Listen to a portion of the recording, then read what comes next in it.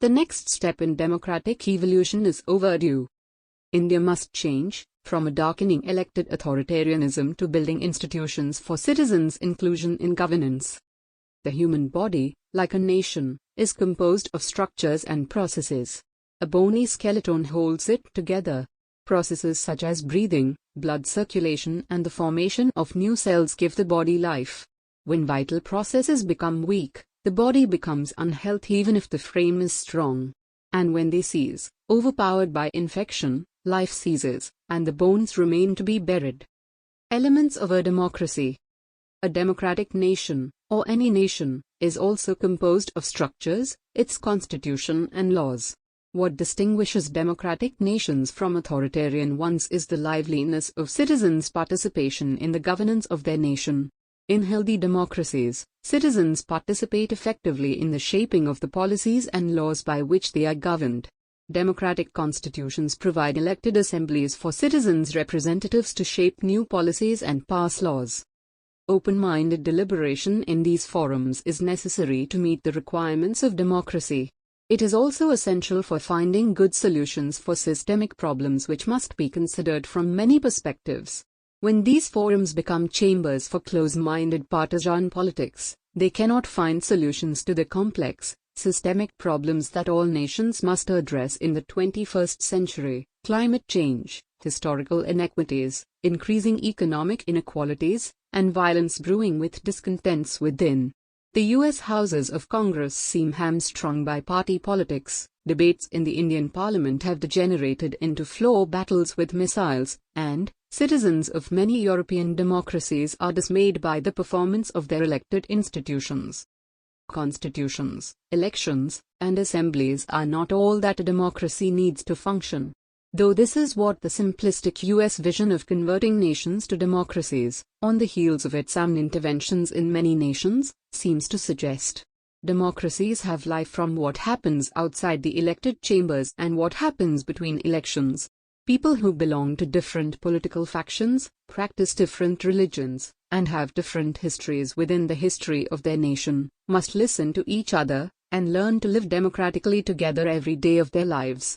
Therefore, what healthy democracies need most of all are processes of democratic deliberations among citizens themselves. Widening fissures. Pyrrhic victory.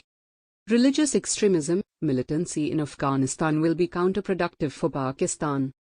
Pakistan's Prime Minister Imran Khan was the first world leader who wholeheartedly welcomed the Taliban's capture of Kabul on August 15. Before its fall, Pakistan had maintained that it had little leverage on the Taliban to force them to accept a ceasefire and that it backed a political solution in Afghanistan.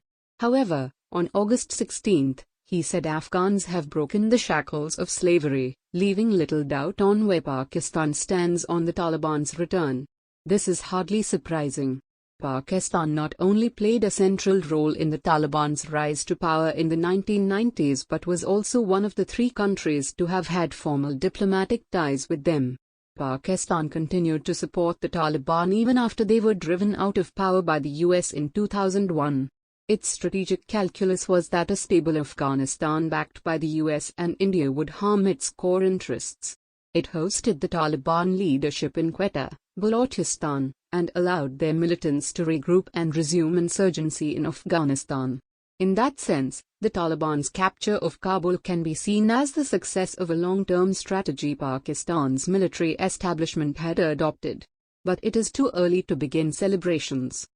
The geopolitical implications of the Taliban's victory are still unclear.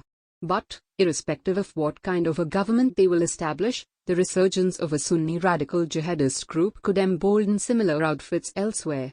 Pakistan has a problem with the Tehreek-e-Taliban Pakistan, the ideological twin of the Taliban, that has carried out deadly attacks inside Pakistan.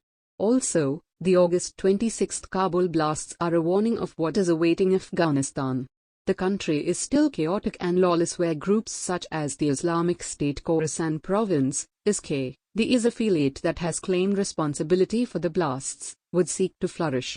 Without order, the country could fall into a multi-directional, civil war between the Taliban, the ISK, and the remnants of the old regime.